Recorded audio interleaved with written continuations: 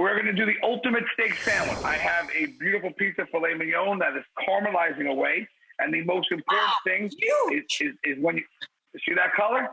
That's what you're looking for, right? That is what you're looking for. Color, caramelization. And I got my onions sauteing as well right over here. I'm just going to add a little bit of garlic.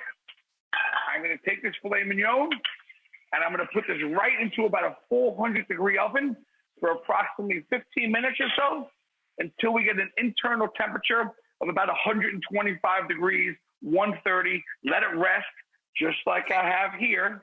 Okay? Perfect. Have a nice medium rare. While we're doing that, I'm going to make my little Dijonnaise. I got the mayonnaise. I got two kinds of mustard. I got grain mustard. Oh, I love that. Yes. Big fan of grain mustard and a little bit of Dijon mustard for a little bit of heat and just a splash of red wine vinegar.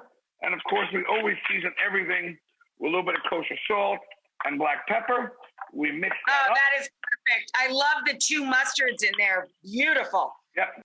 That, my friend, is a very well-rested, that is a well-rested filet mignon that we're going to slice nice and thin. Beautiful. What did you do to the red onions? Anything? You just cooked them down and mixed them with the arugula and vinegar?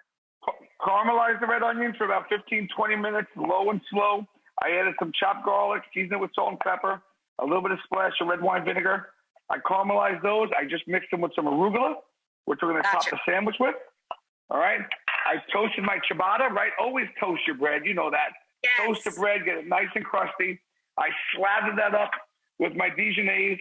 I'm going to now pile it high with some sliced filet mignon. If you don't want to use filet, you can use flank steak. You can use strip. You can use any kind of meat you want. Just slice it nice and thin. Make sure you get that nice rare color in there. Right, that's gorgeous. Whatever temperature you want to cook it.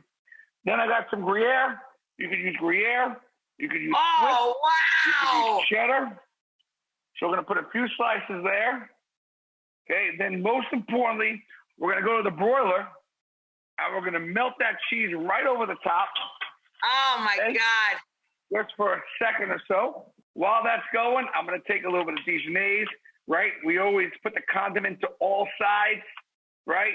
Every bite sandwich should be the same. Let's see what we got here. Look at that. It is cooking beautifully. Get in on that, Lori. Come on, get in there.